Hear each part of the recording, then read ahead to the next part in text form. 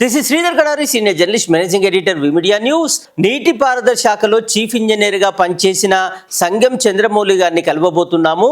ఆయన చీఫ్ ఇంజనీర్గా సాధించిన విజయాలు ఏంటి, వాటి గొప్పతనం ఏంటి అనేది ఇప్పుడు ఆయన మాటల్లో విందాం.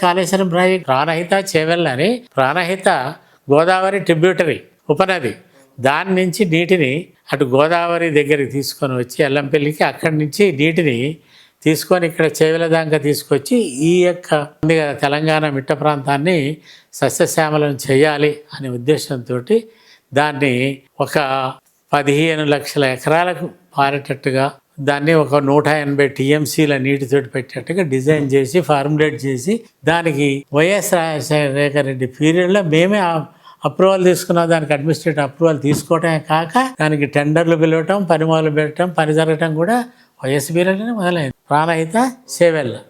కాళేశ్వరం ఎప్పుడు మారిందంటే ఎప్పుడైతే మన కేసీఆర్ వచ్చాడు, కేసీఆర్ వచ్చిన తర్వాత దీన్ని 180 కాదు, నాకు డబ్బులు కావాలి, 320 టీఎంసీలు చేస్తా అని చెప్పేసి దాన్ని ఇక పెద్దగా పెంచి దాని ఇటు కాకుండా డైరెక్ట్గా మళ్ళీ అదనంగా 3 బ్యారేజీలు కట్టి మేడిగడ్డ దగ్గర, తర్వాత సుందిల్లా దీని దగ్గర కట్టేసి 3 బ్యారేజీలు కట్టి దీన్ని ఇట్లా చేసి 360 టీఎంసీల కెపాసిటీకి నేను డెవలప్ చేస్తా అని చెప్పేసి కెనాల్స్ ఇట్లా అంతా ఎక్కువ చేసాడు. కంప్లీట్ చేయటం గొప్పనే.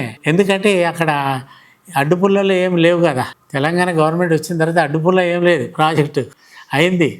అది ఒకటి గొప్పతనమే. ఇప్పుడు ఆ మేడిగడ్డను కరెక్ట్ చేయొచ్చు, ఉపయోగించుకోవచ్చు. మిగతా సుందిల్లాను దీన్ని 3 మంచి చేయొచ్చు, వాడుకోవచ్చు. కాకపోతే చెయ్యాలి అంతే. ఫుల్ ఉపయోగపడుతుంది, తెలంగాణ మొత్తం ఉపయోగపడుతుంది. తెలంగాణ ప్రజలకు ఇప్పుడు 180 టీఎంసీగా బదులు 300 టీఎంసీలు వాడుకోవచ్చు. ఇప్పుడు ఆల్రెడీ మనము 90% ఖర్చు పెట్టాము.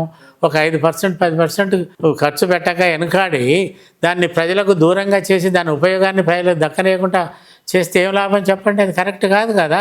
కాబట్టి తప్పకుండా దాన్ని సరిచేసి ప్రజలకు ఉపయోగానికి తీసుకొని రావాలి. అది ఏ ప్రభుత్వం అయినా చేయాల్సిందే.